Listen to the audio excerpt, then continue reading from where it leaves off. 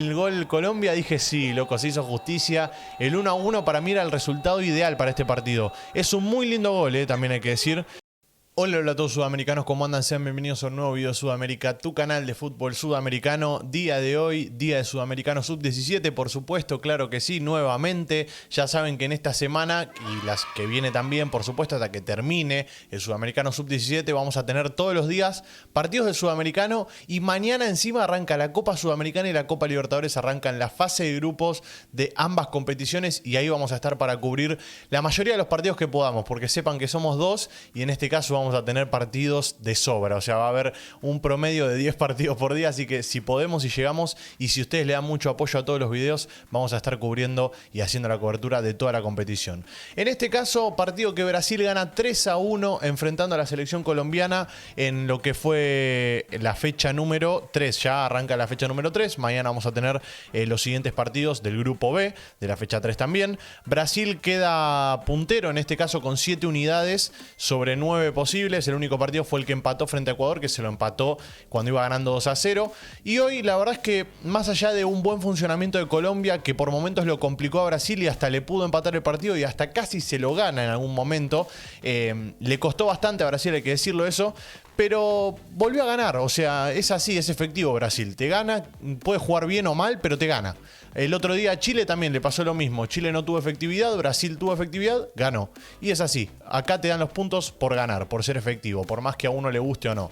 Y en este caso la selección colombiana vuelve a pecar por errores defensivos. Así que vamos a ver juntos lo que fue el resumen del partido. Antes les voy a invitar a que se suscriban y que activen la campanita. El que quiere ir a ver el otro partido que fue entre Chile y Uruguay, que ganó Chile, ya se los spoileo, lo va a tener ahí en el primer comentario fijado. Y ahora vamos a disfrutar juntos de lo que fue el resumen del partido. Le voy a dar play, como no. Y vamos a disfrutar ya del partido entre Brasil y Colombia, que yo creo que no terminó por más goles por un jugador en cuestión que se llama Quintana, Breiner Quintana, el arquero de la selección colombiana, que es un animal, es una locura lo que viene atajando ya a lo largo de todo el sudamericano, y hoy volvió a hacer la diferencia. 6 atajadas tuvo en todo el partido, gracias a él no terminó por más goles de diferencia este partido. Y también quiero resaltar de Colombia jugadores como Barrera, por ejemplo, Jordan Barrera, que tiene reacción en el canal secundario, que se las voy a dejar ahí en el primer comentario fijado para que la vayan a ver. Y bueno, esta jugada tremenda, la atajada de este señor de Quintana, miren lo que hizo acá. Un manotazo a puro reflejo, la pelota ya lo había pasado y saca la mano de repente. Miren de vuelta. No, puro reflejo de Breiner Quintana. Es un gran arquero este chico.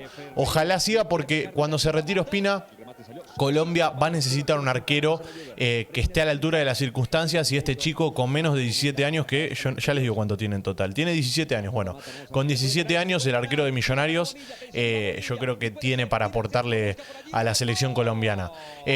Estamos viendo que también Colombia tuvo lo suyo, acá una gran apretada arriba en la zona ofensiva, otro de los jugadores que quiero destacar por su predisposición a presionar, a estar ahí siempre rompiendo los huevos, como se diría en el lenguaje futbolero. Bonilla, el 9 de la selección colombiana, quizás no tiene la mejor definición, pero siempre está ahí empujando, metiendo. A veces le llega la pelota y le falta un poco de efectividad, puede ser, sí, pero lo que hace él arriba, yo creo que no cualquier delantero lo puede hacer, que es estar constantemente moviéndose de lado a lado, ejerciendo la presión por momentos solo, porque es el único delantero, y después Caicedo está por detrás junto a Barrera y Batioja. Son los tres mediocampistas, sí, son los tres mediocampistas que están por detrás de Bonilla, que a mí son los que más me gustan de Colombia también, los tres mediocampistas. Y en la zona defensiva, el que hizo un buen partido hoy fue Hernández y López, la banda izquierda. La banda derecha sufrió mucho, Mosquera sufrió, Arizala sufrió también. Acá estamos viendo un penal que para mí es inventado, este penal, pero bueno, se lo terminan cobrando. No hay VAR, así que ¿qué se le va a hacer? El penal inventado termina siendo gol. Casi que lo ataja. Yo les digo la verdad, cuando la tocó dije sí, y después cuando vi que entró dije no. Pero no porque quiero que pierda Brasil, porque Quintana se merecía atajar este penal. Primero, porque no había sido penal. Y segundo, porque se lo merecía atajar este chico. Se lo merecía atajar, la toca, la pelota es increíble. Entra casi que en cámara lenta, podemos decir. O sea, es tremendo, la verdad. Acá estamos de vuelta viendo el penal. Yo, la verdad es que no lo veo. Sigo sosteniendo que para mí El jugador de Brasil busca el contacto. De todas maneras, bueno, terminó siendo gol, ya está, no hay vuelta que darle. Ya saben que esto es así para todos, no hay VAR para ninguna selección. Por lo tanto, los errores van a estar siempre. Y con VAR también van a estar porque los árbitros se equivocan. Es así, es normal, es algo que tenemos que normalizar. Por más que me duela, ¿no? Pero bueno, quiero seguir hablando en este caso de Brasil también. Quiero hablar un poco porque sé que hay muchos brasileños que nos siguen. Y la verdad es que viniendo igual con una Liga B, o sea, con un Brasil Sub-17B, porque no trajo a sus mejores figuras, porque tampoco lo ceden los equipos, está claro eso.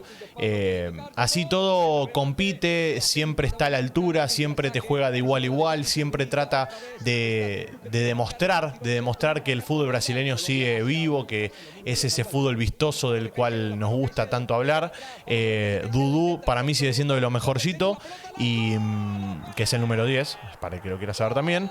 Y los otros dos que a mí me gustan mucho son Elías, que el otro día, Kawhi Elías, que es un animal. Mientras vemos el empate, cuando metió el gol Colombia, dije sí, loco, se hizo justicia. El 1-1 para mí era el resultado ideal para este partido. Es un muy lindo gol, también hay que decir, porque cómo aguanta la pelota primero el señor, esperen que lo tengo acá está, el señor Brian Caicedo, ahí está, Brian Caicedo es quien aguanta la pelota por la banda derecha, la aguanta, engancha, tira un pase al medio, y después William López es el encargado de marcar el 1-1. El gol de penal lo hizo Dudu, que es el que les digo que a mí me gusta de Brasil, el número 10 es muy bueno, la verdad.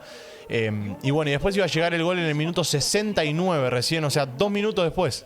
2 minutos le duró la emoción. Acá va a llegar de esta jugada, mirá. Mirá el golazo que mete, es increíble. Es un golazo. Yo no sé si quiso tirar centro o qué, pero bueno, si definió al arco, es un auténtico golazo. Para mí quiso tirar centro, pero bueno.